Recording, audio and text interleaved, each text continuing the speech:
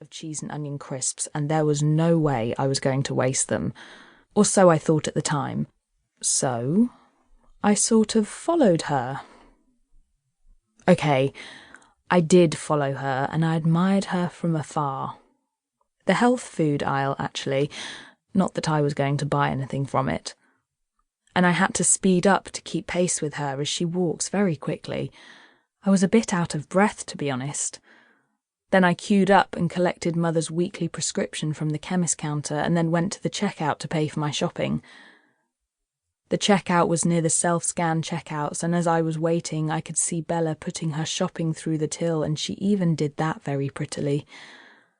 Once I'd paid, I'd bagged all of my shopping up and lumbered out to the car park.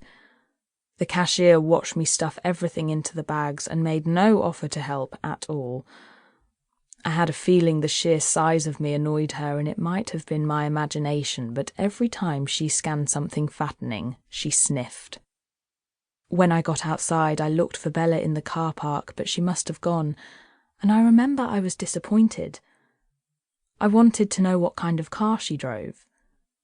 If that cashier had helped me, I might have got out there in time. And then I got in my car and went home to cook dinner just like any other day. Pork chops and mashed potatoes.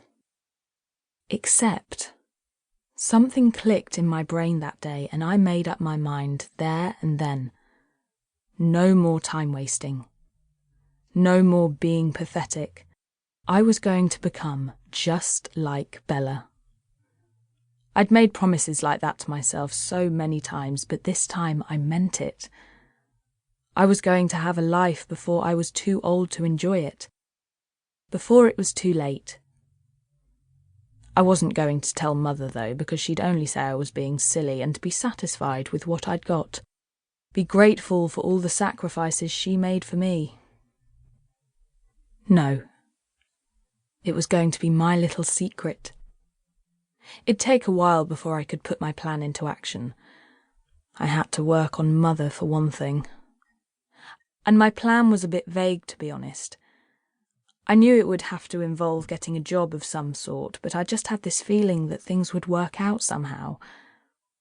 And I needed to let Mother think that everything was her idea, otherwise I'd have no chance of it working. I've made that mistake too many times. Got all excited about something that I wanted to do, and Mother's seemingly gone along with it, and then, bang! Right at the last minute she'd change her mind and I'd be left devastated. It's for my own good, Mother would say. It's all very well having these silly ideas about jobs and things, but who's left to pick up the pieces when it all goes wrong? Well, Mother, of course. And anyway, she'd say, why do you want to get a job or to meet new people when everything you need is right here in this house? Don't you have everything a person could possibly want?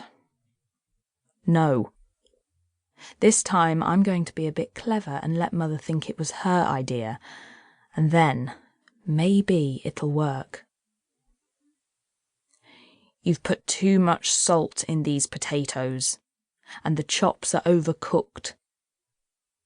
Mother's thin lips turned down at the corners and she frowns. Her tightly permed curls move slightly with the effect. She wouldn't do that if she knew how unflattering it looks. Sort of like a grey woolly hat being tightened. I think I might have to use bigger rollers next time I perm it. Sorry. Mother puts her knife and fork down and pushes the tray away with a slight sneer of disgust. I'll just have some pudding. This isn't a good sign. Maybe I wasn't concentrating when I was cooking because I was too busy thinking about how I'm going to change my life. Or she could just be looking for an excuse. I have to tread carefully, otherwise the overcooked chops could blow up into a huge row which lasts the whole night, which means I'll miss my programs. I can make you something else, Mother. I pick the tray up from the bed.